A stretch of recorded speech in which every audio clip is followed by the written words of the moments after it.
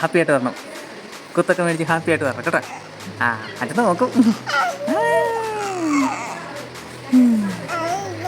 അയ്യേ ഹാപ്പി ആയാ? ഹാപ്പി അല്ലേ? ഹാപ്പി അല്ലേ? ഹാപ്പി അല്ലേ? ഒന്നുമില്ല എന്നല്ലേ? ഒന്നുമില്ല. പോട്ടെ. നോക്കി ടാറ്റ പണിയാണ്.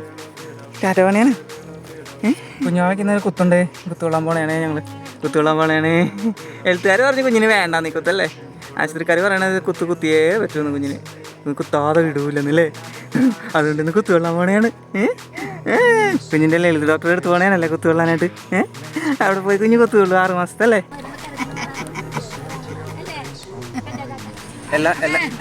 എല്ലാ പ്രാവശ്യവും തിരുഹൃദയത്തിൽ പ്രാർത്ഥിച്ചിട്ടാണ് കുഞ്ഞ് കുത്തുകൊള്ളാൻ പോണേ.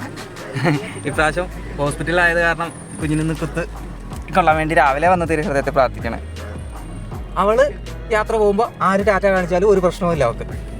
ആരെങ്കിലും എങ്ങോട്ട് പോകുമ്പോഴാണ് അവൾക്ക് പ്രശ്നമുള്ളത്.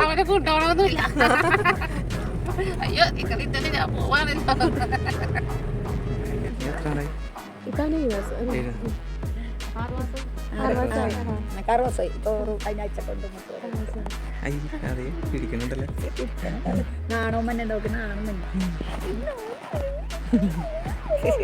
വെണ്ണ തിന്നണേണ ഇന്ന് കണ്ണനെ കണ്ട് പറഞ്ഞോ കുത്തു മേടിക്കാൻ പോണേന്ന് പറഞ്ഞ, ഇഞ്ചക്ഷൻ മേടിക്കാൻ പോണേന്ന് പറഞ്ഞ കണ്ണനെ കണ്ട് പറഞ്ഞോ കണ്ണനോട്.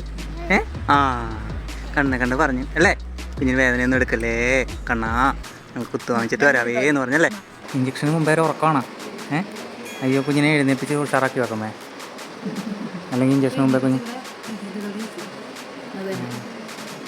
ഉറങ്ങിക്കഴിഞ്ഞാൽ എങ്ങനെയാണ് ഇഞ്ചക്ഷൻ കൊടുക്കാൻ നേരം? മാവേ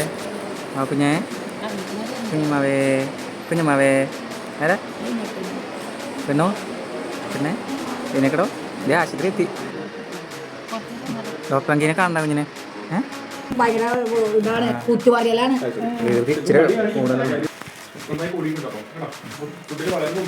ഇപ്പൊ കണ്ടാ മിണ്ടാണ്ട് കിടക്കണേ.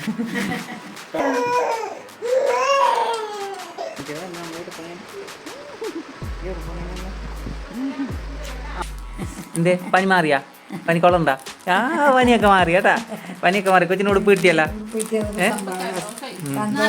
മരുന്ന് വെച്ചില്ലേ? മരുന്ന് വെച്ചപ്പോൾ പനിക്കോളൊക്കെ മാറിയല്ല.